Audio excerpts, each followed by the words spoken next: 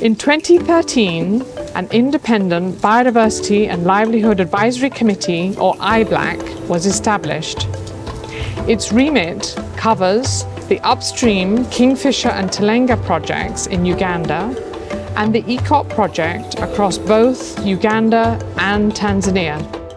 The Iblac mandate is to advise the three parties on how best to conserve and enhance biodiversity and related aspects of community livelihoods within their areas of operation and the wider project's area of influence within the landscape, before, during and after the projects.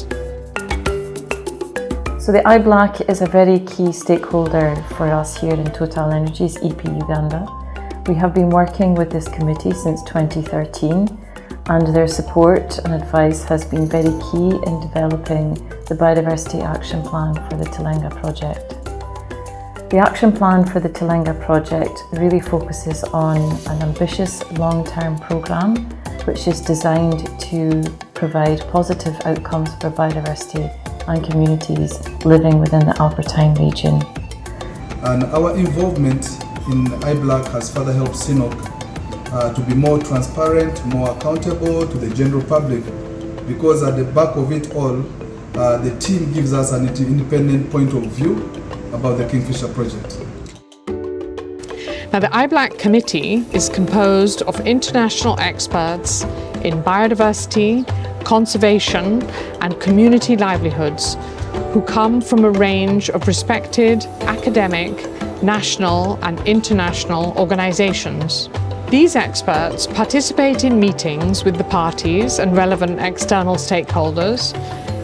They participate in in-country site visits and they provide advice on management of the biodiversity and livelihoods.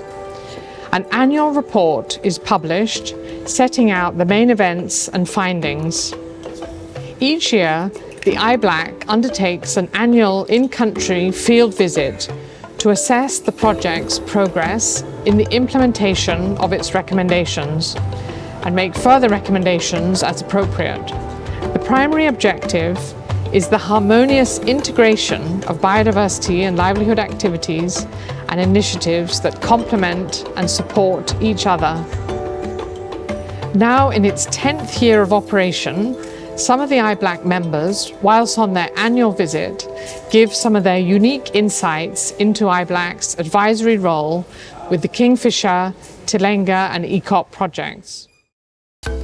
What EACOP is doing is known and is open for opinion and scrutiny in a constructive way.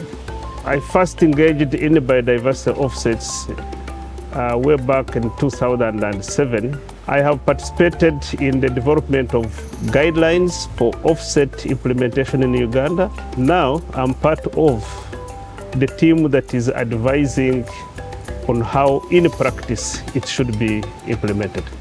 My background has been looking at social, human rights, economic development type of impacts associated with extractive industries.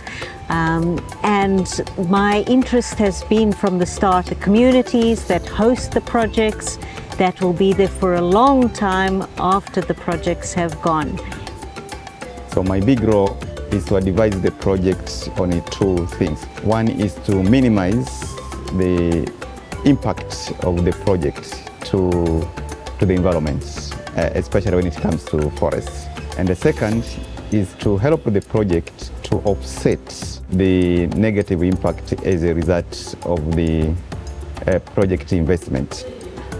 So I'm the newest member on the committee, the new kid on the block, so to speak. But this is a project that is being implemented in the region, Uganda and Tanzania.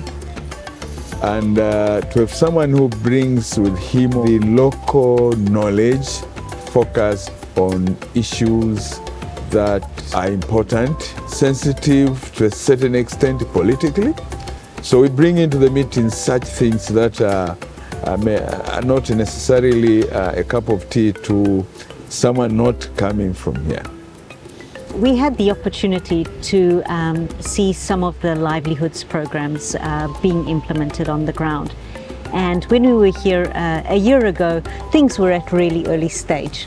So this time it was quite motivating to see. We participated in a training that was being delivered by the Agricultural Development Implementation Partner. We met with NGOs who are working with communities.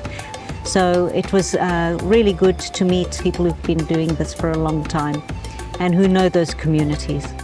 The NGOs we interacted with in Tanga also demonstrated a high degree of understanding of the project, the issues, and how the project should connect better with the communities.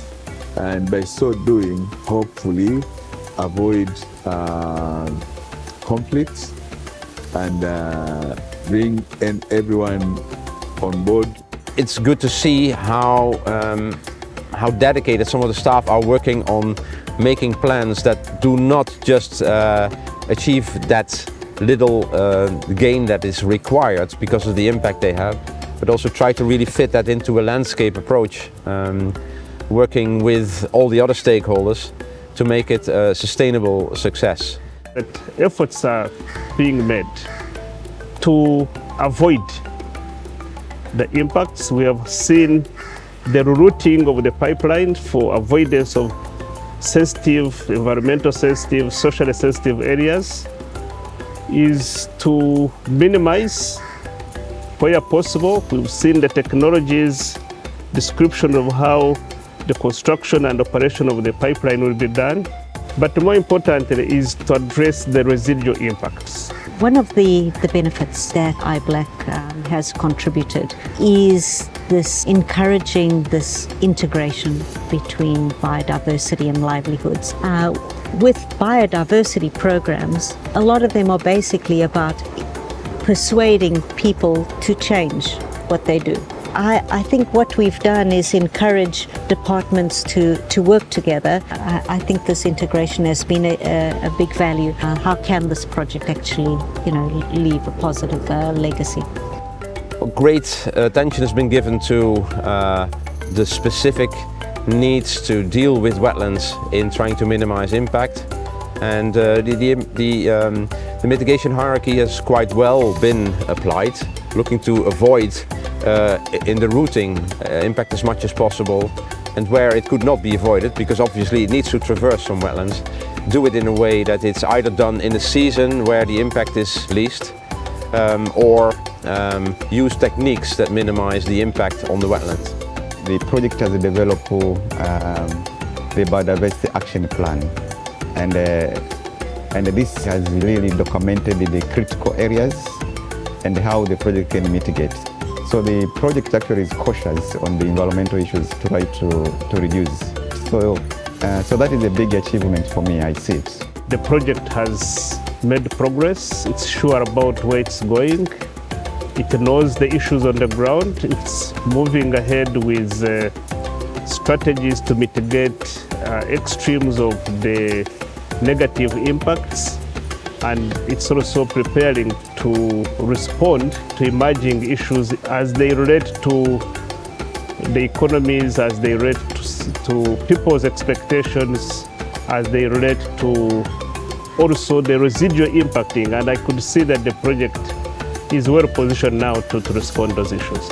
It's quite a challenge, and a lot of steps will still have to be taken. But we can see hard work is being done. We cannot yet evaluate how far it will be successful, but the ingredients are there with the enthusiasm and the commitment to do it. That let's work together to make it a success.